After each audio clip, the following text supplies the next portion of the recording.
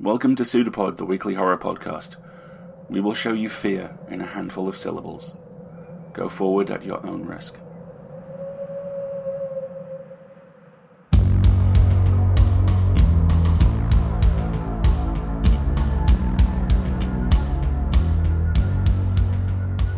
PseudoPod, episode 597. June 1st, 2018. This week's story, Fool's Fire, by Tim Pratt.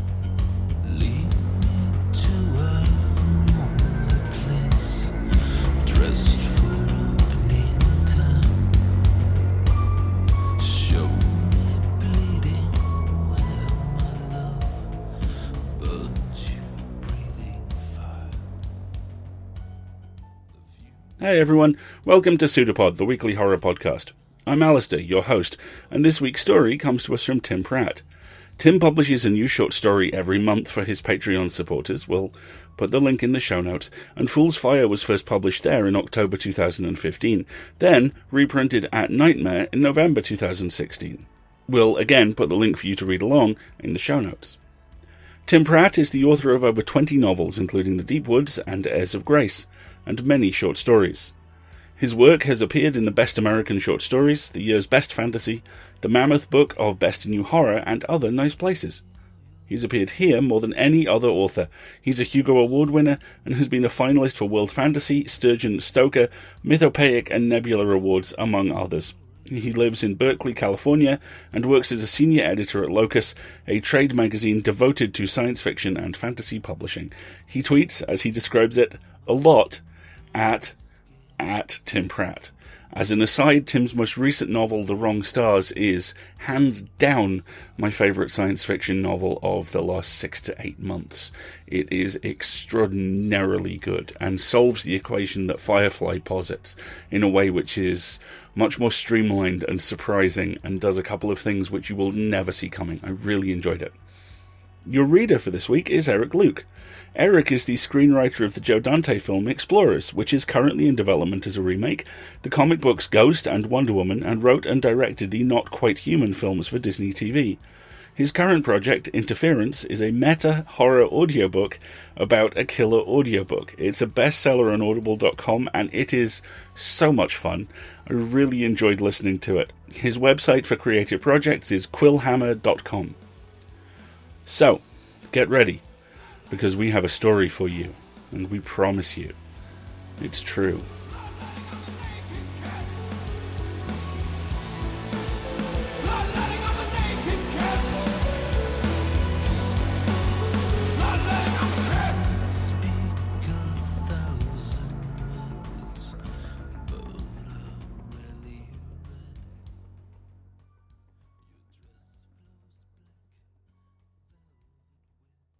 Fool's Fire by Tim Pratt. Narrated by Eric Luke. The going away together part of the plan to save their marriage had gotten off to a bad start, and the probabilities of success continually ticked downward in Will's mental calculations. Dori, who normally felt more comfortable in control, had gotten so tired of driving these tree-crowded country roads that she'd ceded the wheel to Will once night fell. Now she was navigating. Nag-ivating, they used to jokingly call it, back when they joked, and displaying remarkably little patience with his requests for clarification. He tried again anyway. But, look, I don't even see a road coming up on the right. It's all trees. Are you sure the map thingy on your phone is working? It always has before. Looks like we're only 20 minutes away from the cabin. She had that tone she used more and more lately, ostensibly tolerant, but with a trivial shift in pitch. It could become nastily condescending. No, wait, now it says 22 minutes. It's adjusting to your slowness. I think I just saw a turtle on the side of the road pass us. Several spiteful retorts offered themselves for his use, but Will let them go, visualizing his reflexive anger away, just like his therapist had taught him. The bad feelings were water, flowing down from his head and out through his feet, disappearing into the sand, soaked up and gone.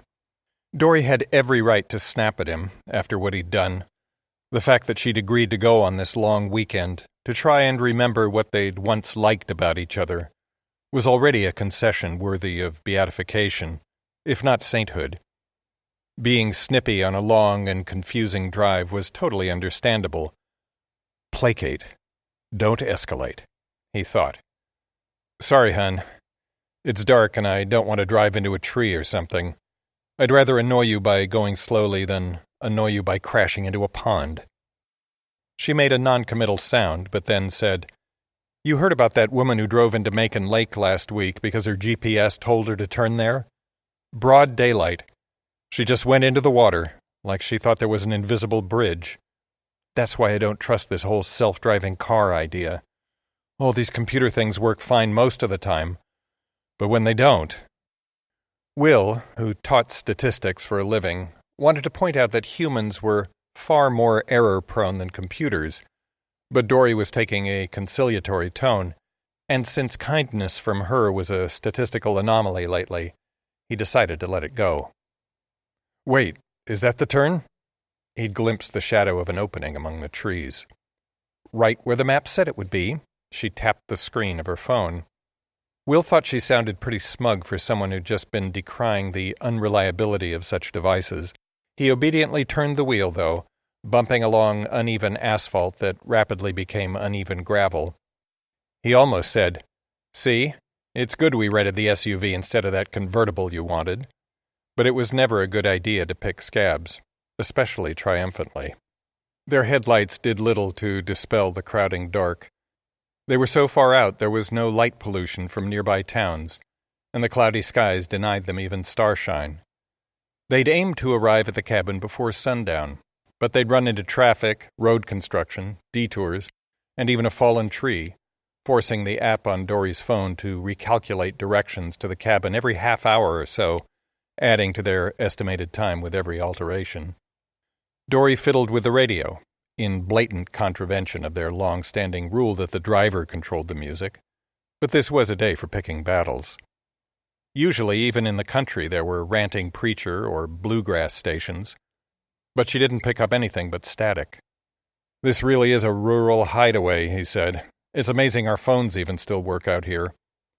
Oh, we lost our connection a while ago. The GPS doesn't care, that's satellite-based, but we won't be making any calls.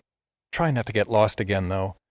We can't get new directions without a connection, and we didn't bring any road maps. He couldn't stop himself. I never got lost in the first place, Dori. We just had to take some detours. Stop! She shouted, bracing both her hands against the dashboard, and he slammed on the brakes hard enough to make their baggage slam around in the back of the car. What? His body was humming with adrenaline. But there wasn't an animal in his path or a giant pothole or anything. He wanted to scream at her for terrifying him that way. Will, the road. It just drops off. She got out of the car and walked into the beams of the headlights, and after a moment's hesitation he followed. The last thing he could do now, after everything, was let her venture into the dark alone. Beyond the climate-controlled confines of the car, the air had that thick, syrupy, humid summer quality. He joined Dori on the road, looked where she looked, and groaned. A dozen yards beyond the car, the road abruptly ended, without warning sign or barrier. The ground dropped off jaggedly into nothingness, into a depth of unknown vastness, hidden by shadow. Holy shit, he breathed. I didn't see that at all. Your night vision's always been bad. There was no criticism in her voice, just a statement of fact, but he nettled anyway. I didn't really see the hole either. I just noticed there were suddenly no more trees ahead, and it felt wrong. She looked down at her phone, then gave it a little shake, like that would help. Ha! This map says the cabin is right ahead of us, maybe half a mile. She turned on her phone's flashlight and shone it down into the chasm, but the beam just illuminated a short stretch of steep, rocky slope. How deep do you think that is? Too deep to drive through, anyway. Maybe there was a flash flood and the road washed away or something.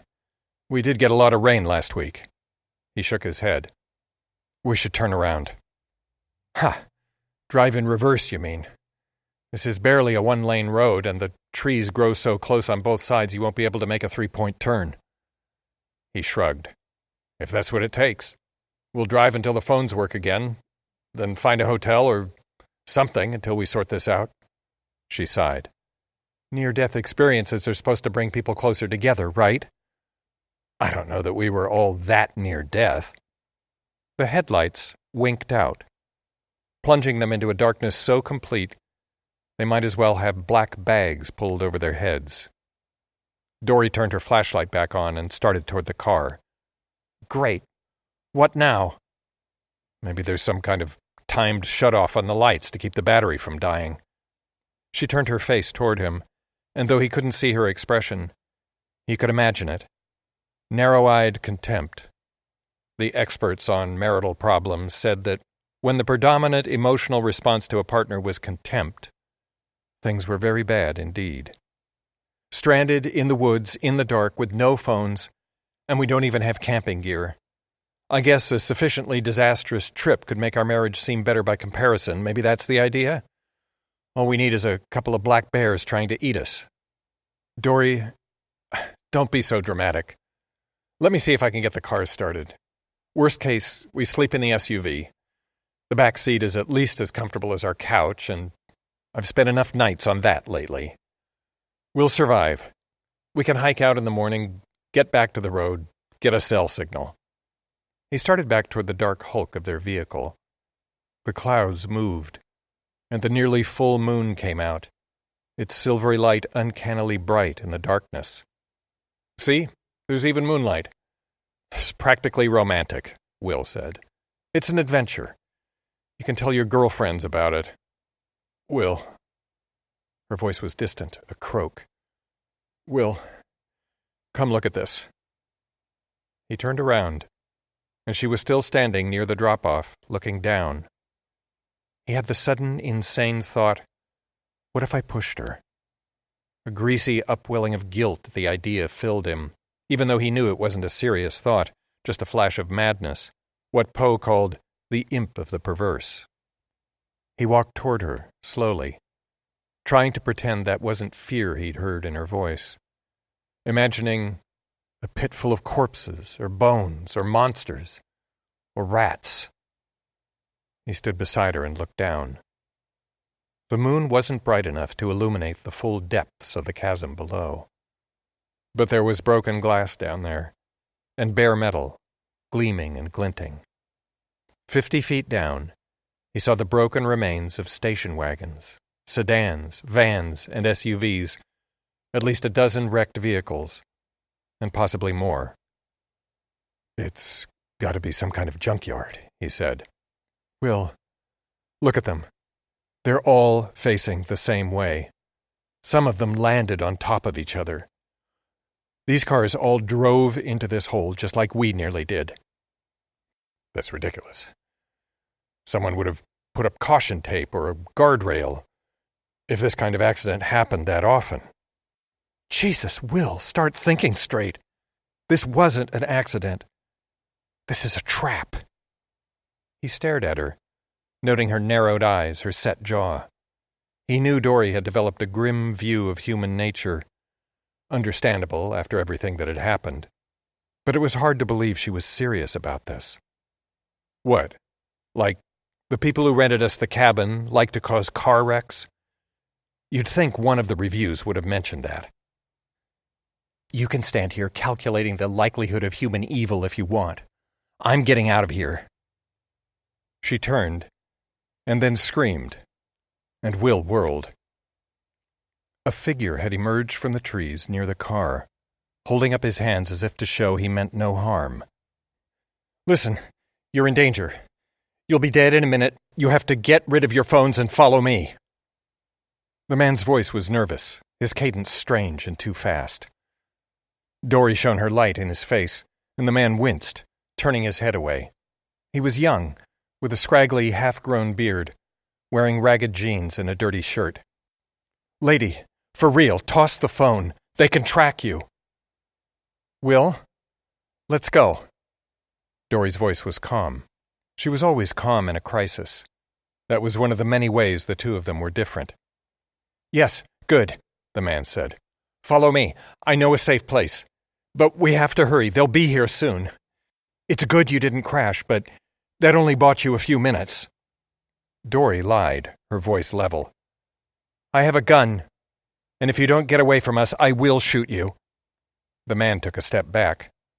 "Guns? I don't know if they'll be much help, but it's worth a try.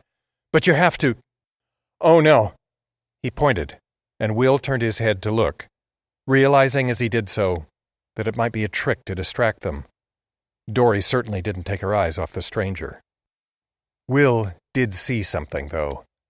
Lights floating over the chasm. Fireflies? But no. These were larger and greenish-yellow. Swamp gas. There were no swamps here. St. Elmo's fire. Didn't you only get that on ships at sea? "Get rid of your phones!" The man charged forward and slapped the phone out of Dori's hand. He tried to grab her arm, but she reared back, kicking him and shouting profanity, and the man gave up. He ran toward Will and grabbed him instead. "Come on, man! They'll kill you!" "Will, are you going to just let him—" 3 orbs of greenish light floated toward her. How had they crossed the chasm so quickly? Dori still hadn't seen them, Will realized. The lights winked out, one after another, and then shadows unspooled from the air where they'd been. Tendrils of darkness emanating, in an undulating, organic way. The motion reminded him of kelp forests, swaying under the sea. "Dori!" he shouted. "Look out!" She turned her head, and the tendrils of darkness lashed out, and wrapped around her body, her throat, her face. She gave a muffled shriek, struggling against the tendrils, and then the moon vanished behind a cloud, and all was darkness. "She's dead." The stranger's voice was flat. "Come with me, or you'll die too." Will took a step toward the place where Dori had been. She wasn't making a sound anymore, and though he could faintly discern motion on the ground, it didn't seem like a person struggling, but more like the random agitation of flies mobbing a dead animal. "Dori," he whispered. There was a sound then, a sort of slurping, like a toothless old man with poor motor control drinking a bowl of soup. Will shuddered, took a step forward, and then the panic flipped a switch in his body and mind, and turned and ran for the woods. He'd only blundered a few feet into the trees when someone grabbed his arm. The stranger's voice said, "It's me. Come on. Stay close." By then, Will's eyes had adjusted to the darkness enough that he could make out the man's shape in front of him. Will followed, unthinking, his brain transformed into a numb and useless thing, a wad of clay, a lump of fat. Suddenly the man stopped, turned, and groped at Will's pockets. He drew out Will's phone. "Stupid man! I told you they could track you!" He hurled the phone as hard as he could into the forest, in the opposite direction from where they were going. Then the man set off again, weaving through the trees deftly, and Will followed. Not long after, he heard distant ringing. His phone. He recognized Dori's ringtone. She's calling me." "Somebody's calling you anyway." The stranger's voice was grim. "It's not your girl, though. Come on. My hidey hole is just down here." They'd reached a rocky place, a dry creek bed running down the hillside, and the man clambered down among the boulders, descending. The moon returned, though the trees blocked some of its illumination here. Will picked his way down the rocks, and at the bottom found the stranger sitting under a shelf of rock, in something that was more than a crevasse, but not quite a cave. "We're safe here. At least I have been so far. They fly overhead sometimes, but they can't see us under here." The man offered Will a dented metal bottle, and Will took a sip and handed it back. He didn't really taste the water. He felt untethered from his body, like all this was happening to someone else, far away. "What are they?" he asked. Even his own voice seemed distant. "The lights." "I don't know for sure. Aliens? But why would aliens do this? I get it, they're alien, that's the whole point, but He shook his head. My friend Miguel used to joke about the dark gods of the GPS. You know how people drive off bridges or into walls sometimes because their phones tell them to? Or follow wrong directions that take them to a bad part of town, and they get killed. Miguel said that was the price we pay for having all this technology, for never being able to get lost anymore. Like, there are these dark forces that feed on lost people, and they make sure they still get to eat, messing with our maps, sometimes even messing with our paths. Maybe he was right. I think about those old stories, too, you know, about Will of the Wisps. Will. My name's Will. He shook himself and tried to focus. Shadows with Dori at the center kept filling his mind. Yeah, marshlights. There's a Latin name for them. I learned it in college. Ignis... something. It means fool's fire. Yeah, sure. Marshlights, swamp gas, right. But in the stories, the lights lead people astray. Like you get lost in the woods and you follow the lights because you don't know what else to do. And they lead you into a bog and you die. These things, maybe they're like that. Only they've got better technology now. He giggled, and it was such an unhinged, mad sound that it shocked Will back into something like self-awareness. Hey, thanks for helping me back there. I'm Will. What's your name? Carlos. Will squinted into the darkness, at a litter of aluminum cans and junk food wrappers near the back of the crevasse. He smelled urine, and something fouler, too. How long have you been out here? Carlos drummed his fingers on his knee, then said, This is the 6th night. During the days, I don't see the lights, or the shadows that come after the lights. At first I tried to get away from here, to find my way out, but now I just use the days to forage for supplies. Usually I hide here at night, but I heard your car. I thought I could help. Will frowned. We can't be more than a mile from a paved road, Carlos. Just follow the gravel path back. Oh, yeah. I walked that path. I walked it lots of times. But it doesn't go where you think it will. And before long, you're back where you started. These lights, they can do things to space. I don't just mean they mess with your sense of direction, though maybe they do that too. I mean they actually change things. They even change themselves. Sometimes they seem like fireflies. Other times, they're bigger than a house. It's hard to tell if they're small and right in front of your face, or really huge and far away, or both at the same time. He trailed off, and then giggled again. Will stood up. I'm sorry, Carlos. I have to go find Dori. I can't believe I just left her back there. I don't know what I was thinking. I wasn't thinking. I just freaked out and overreacted. Carlos put out a hand, then let it fall into his lap. I'm sorry for what happened to her, man. But in a way, it was lucky. The lights were so busy with her they didn't chase after us. Something crinkled, and then crunched. When Carlos spoke again, it sounded like his mouth was full. You don't want to see what they did to her. I saw what they did to Miguel. I can't stop seeing it now. Another crunch. You want some potato chips? A lot of the people who crash were going on road trips, so when I forage in the wrecks, I find plenty of snacks. No, I'm not hungry. Thanks for whatever. But I need to find my wife. You'll die. But it's your life. Before you go, though, do you know a lot about constellations? Not really. The Big Dipper, Orion's Belt, that kind of thing. Carlos grunted. Too bad. When it's not cloudy, you can see the stars really well. And somebody who knew the constellations, they might be able to look at the stars and figure out where we are. Will knew he needed to go after Dori. The last thing he could do was abandon her again. And Carlos was clearly crazy. But he hesitated. We're in Georgia, Carlos. Did you hit your head or something when you crashed? Ha! That wasn't a giggle, or even a laugh. just a dry, disbelieving syllable. Me and Miguel were going to a house party in Marin when we got led here, man. Marin? Do you mean Macon? I mean Marin, north of San Francisco.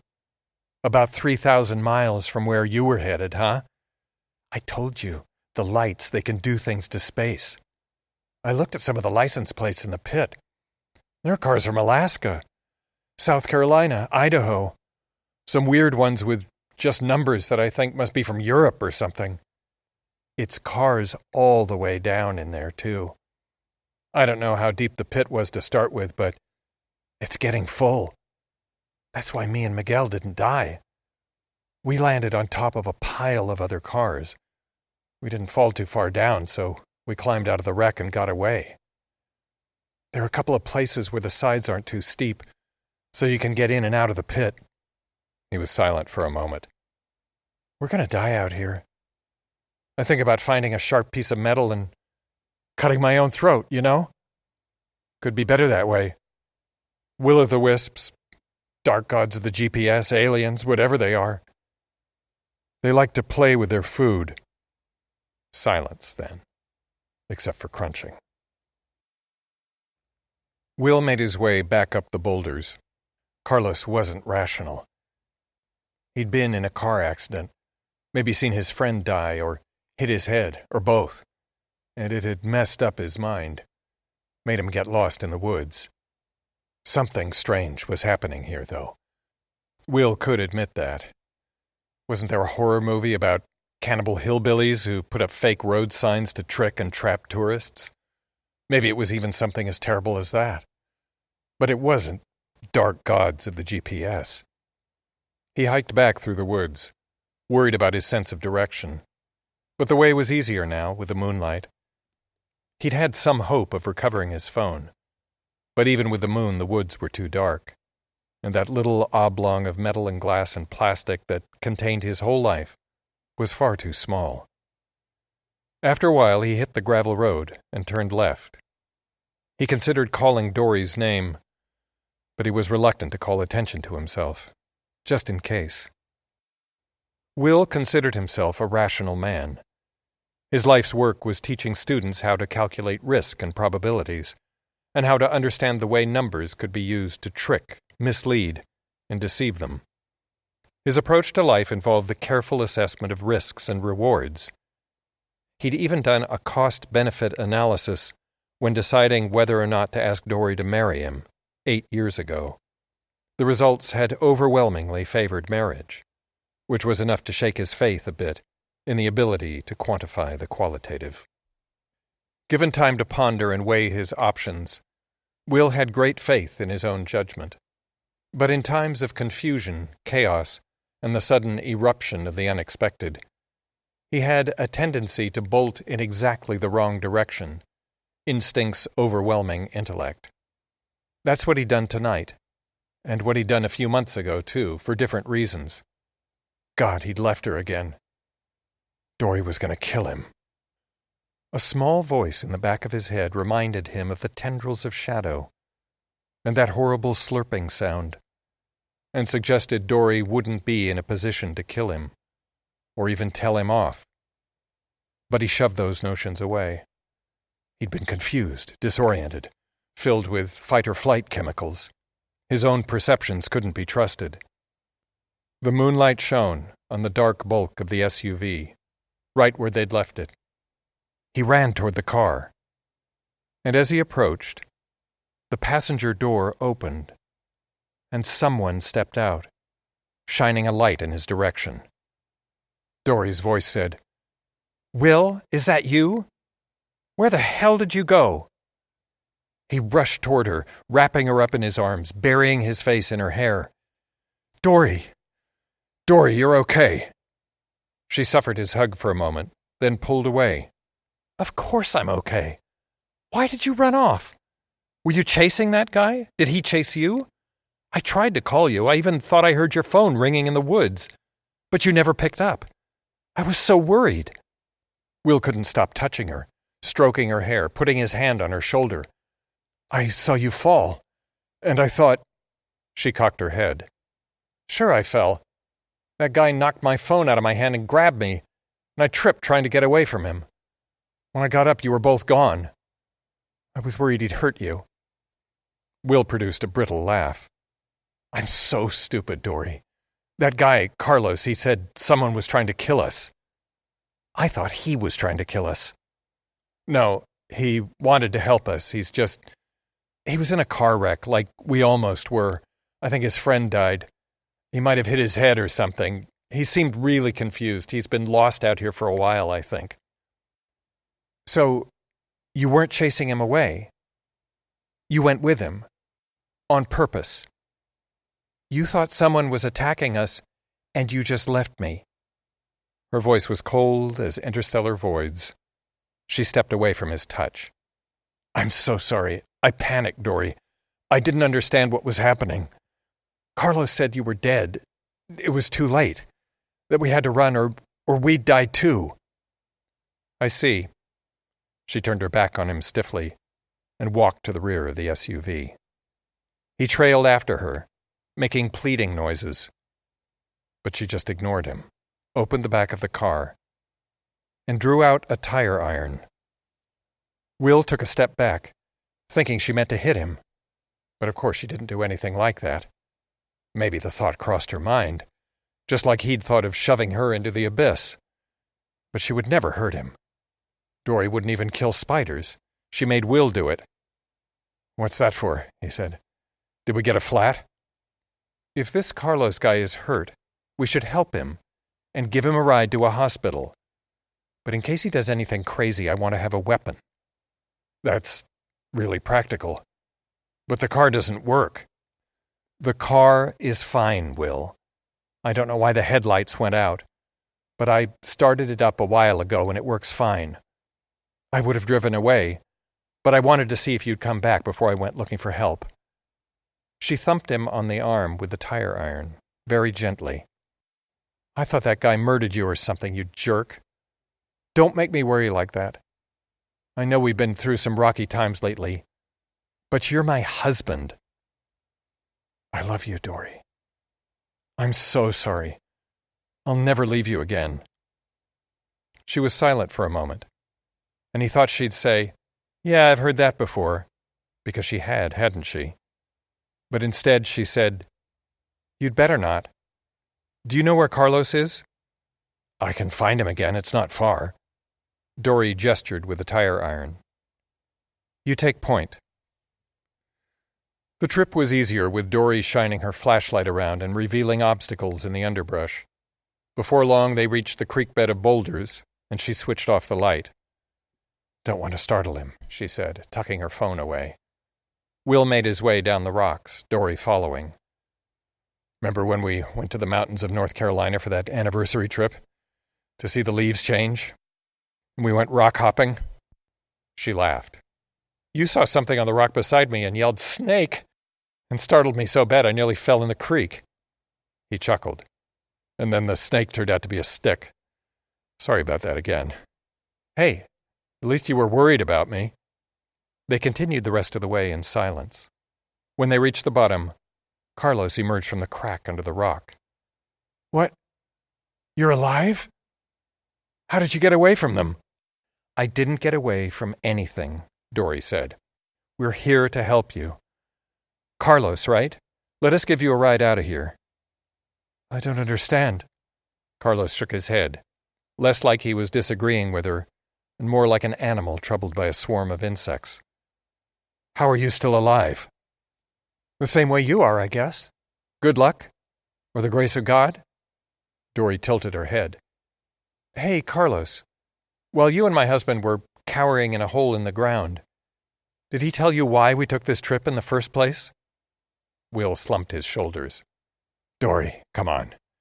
We should get out of here." "No. I want Carlos to know about the man he was trying to save." Her voice was bright, but it was a false brightness, as misleading as fool's fire itself. "A few months back, Will and I were shopping at one of those big warehouse stores, the kind of place where you can buy a 10-pound jar of peanut butter or 100 rolls of toilet paper at a time. Then we heard this noise. Will said something stupid like, "Are they setting off firecrackers in here?" And then we realized it was gunfire. She laughed, still bright and false. We never had guns in my family. I don't think I'd ever heard a gun fired outside of a movie before. Dori, don't. Will's voice had no force behind it, though, and she ignored him. We just froze, Dori went on. We couldn't figure out where to go or what to do. So we just stood there and listened. People were screaming, some of them hurt, some of them dying. No one ever knew why the shooter went off that day. He'd posted a bunch of stuff online about black people and women and the federal government, and he wasn't a big fan of any of them. But what made him pick a random Saturday to shoot up a Costco?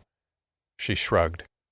Will and I were in the aisle with all the oatmeal and cereal when the shooter turned a corner, right there in front of us. He was a pot-bellied, middle-aged guy. I know his name, but I refuse to say it. I remember one of his shirt tails was untucked. One of his shoes was untied. And his hair was sticking up like he'd just gotten out of bed. Are you married, Carlos? Carlos didn't seem thrown by the sudden shift in direction.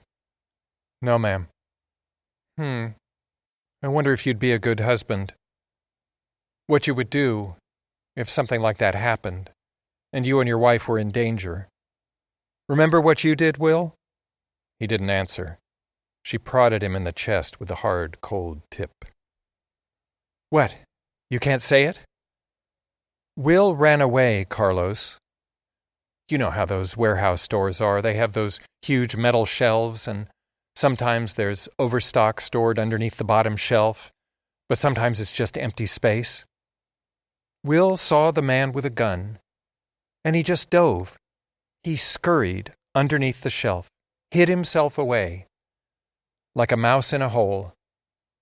He didn't call out to me, didn't take my hand and pull me after him, didn't try to help me at all. She thumped the tire iron against her open palm. Now, I'm a modern woman, Carlos. I don't believe men should necessarily sacrifice themselves for women. But I think it would have been nice if my husband had remembered I existed, instead of just saving himself. For whatever reason, the killer just turned and walked away, and shot 2 other women after that instead of me, before shooting himself. Will didn't come crawling out of his hole for a while.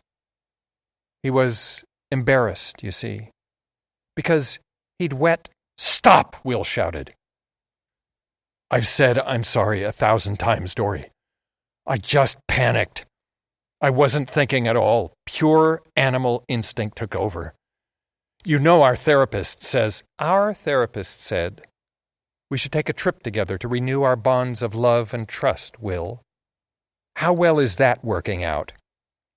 Damn, Carlos looked at Will. And then tonight he ran away. And left you again. Dori's laughter seemed genuine this time. That's exactly right, Carlos. Will turned on Carlos, clenching his fists. You told me she was dead. Carlos shrugged. Yeah, but I don't know, man. After you ran out on her before? Had to go to therapy about it? Maybe you should have checked. Doesn't matter anyway. Dori switched the tire iron to her left hand. I don't have trust issues anymore. They are all totally resolved. What do you mean? Will said. Dori took her phone from her pocket with her free hand. Carlos took a step back and gasped, like she'd pointed a gun at him. You have your phone? You got away from them last time. I don't know how, but you can't keep that thing. That's how they find you. That's how they found Miguel. Carlos started toward her, reaching out for the phone, and she swung the tire iron down across his wrist, hard enough to make Carlos fall to his knees, clutching his arm and howling. Will said, Dori, what the hell? She pressed a button on the phone, held it to her ear, and said calmly, They're here. Both of them. Then she put the phone away and regarded him. Oh, Will, you cowardly piece of shit. There was a time when I would have been stupid enough to die for you.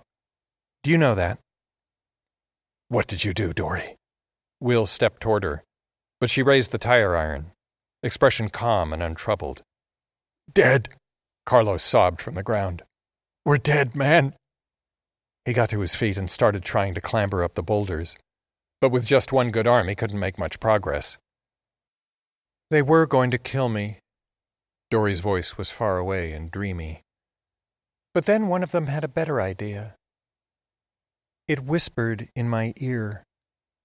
It said, 'Let's play a game.' So we did. I led you astray. This way, they get Carlos, who's been hiding from them for days, and they get you, while I get to live." She shrugged. "You can't blame me, Will. You'd do the same thing to me. You've thrown me to the wolves twice now. You just aren't very good at it." Will thought of that moment, when he'd wanted to shove her into the pit. He should have given in. He rushed her, but she was too fast, and the tire iron struck him on the side of the head with enough force that his vision filled with whiteness, and his ears rang and roared. When his senses returned, slowly, like syrup flowing downhill, he was on the ground, on his back, the moon shining down on him. But then there were 2 moons, and 3, and 4. But some of the moons were greenish-yellow, and changing in size, getting larger and smaller. Then they went away, and Carlos started to scream, somewhere off to the side. Dori's face appeared, looking down at him. Her face hung beside the moon, and both objects seemed exactly the same size. For a moment, he was disoriented. Was Dori's face normal-sized and close to him, or very large and far away? "I loved you." Dori's face changed, becoming sickly, infected. But then he understood. That greeny-yellow light was shining on her, the orbs coming to float around his fallen body, illuminating her features. "I love you too," he tried to say. She put a finger to his lips. "And then I didn't." Her face moved away, and the orbs of fool's fire moved closer. Everything was light after that. And then, long past the time he gave up any hope of an ending, it finally became darkness.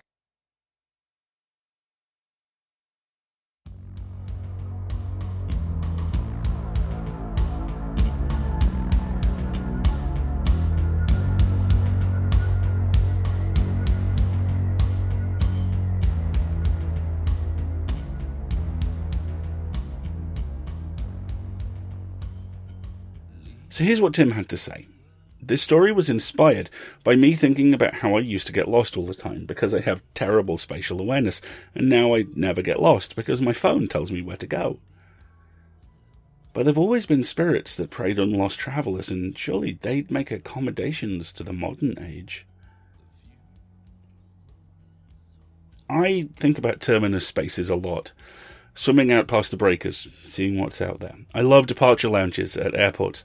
Not one country, but not quite another yet. I think about the notional landscape of spaces connected by ownership, rather than geography.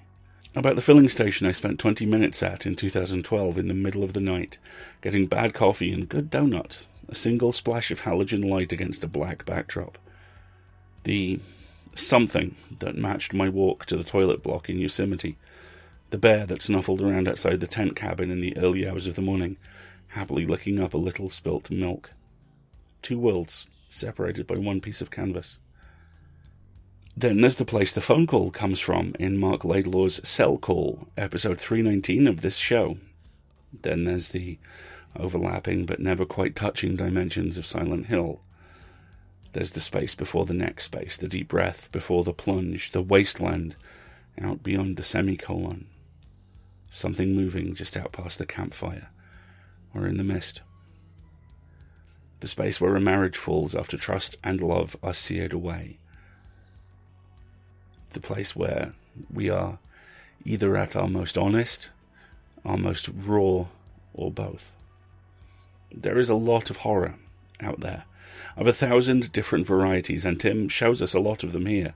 The feral idea of the will-o'-the-wisps is the most powerful one, a predator so protean, so mercurial, it changes approach and medium and genre. A myth torn free, swamp lights and marsh gas and dead-eyed tiny aliens with murder in their blank features and something unspeakable in their hands. Then there's the horror of absentia, not just of being unstuck in time and space, but no one noticing you've gone, let alone knowing where you are. Or rather, you not being able to know if anyone knows you're missing. The heap of cars, the shifts in space, all of it conspires to make this feel reassuringly familiar and yet terrifyingly alien. And that brings us to the horror of people, to the idea that our worst moment could be what defines and ends us eventually. Human nature is not a defense. Sometimes we wish it was. Amazing work, both. Thank you. And thank you, because we rely on you to basically cover all of our costs. And I have notes here which are written down under the titles PayPal, Patreon, and per signal boosting. Let's go with the pun first. Per signal boosting, or signal boosting, to use English, is what you can do for us if you can't afford to help us out financially. And it's fine. We know not everybody can, and we're really appreciative for the folks that can and do. And we're really appreciative for you as well. If you can, if you liked this story, please review us on iTunes or Google or both, wherever you grab your podcasts from. Alternatively, if you really like this story, and you might be able to tell I really did, why not review it? If you have a blog or a podcast yourself, that's great. If you want to tweet a link to it, that's even better. If you're looking for guests for the blog or the podcast, even better still. Get in touch. We love doing that kind of thing. Now, on the financial side of things, you got two options. The first one is Patreon, and for $5 a month over there, you gain access to two things. Our activity feed, which is public, and our premium content folder, which is not, and is crammed full of so many things that any time we put something else in there, a large gentleman in a hat smoking a pipe assures us that top men are working on it. Seriously, there's some really fantastic stories and non-fiction in there. The most recent of which is a great discussion between Karen Bovenmaier and myself about the secret history of Wonder Woman, which is a fantastic book about the secret history of Wonder Woman. And the discussion also touches on Dr. Marston and the Wonder Woman, which is the excellent movie based on the same story, and also bounces briefly off just how excellent the 2017 Wonder Woman movie was. And it really was. If Patreon isn't your speed, if you would still prefer to go with PayPal, that's fine. We've got you covered too. Go to pseudopod.org and click on Feed the Pod. There you'll be presented with two options. The first is donate. That's as much or as little as you want. The second is subscribe, or, to call back to the joke at the top of the paragraph, per subscribe, if you will. Again, that starts at around $5 a month, and that gains you access to the premium content folder. All of it helps, and unfortunately all of it's necessary. So if you can chip in, whether through signal boosting as well. A lot of folks keep asking when we're going to be on Spotify. Spotify run their podcasts invitation only, so we will be on Spotify when they invite us. And they'll only invite us if people ask them to invite us. So if you want us on Spotify, make some noise. Signal boosting. Financial donations through Patreon or PayPal. All of those things help so much, and we're incredibly appreciative for everyone who chips in. Thanks, folks. We'll be back next week when, as now, this will be a production of Escape Artists Incorporated and released on a Creative Commons Attribution, Non-Commercial, No Derivatives license. And we will leave you with this quote, which seems staggeringly appropriate. All irregularities will be handled by the forces controlling each dimension. Transuranic heavy elements may not be used where there is life. Medium atomic weights are available. Gold, lead, copper, jet, diamond, radium, sapphire, silver, and steel. Sapphire and steel have been assigned. Thanks, folks. We'll see you next week.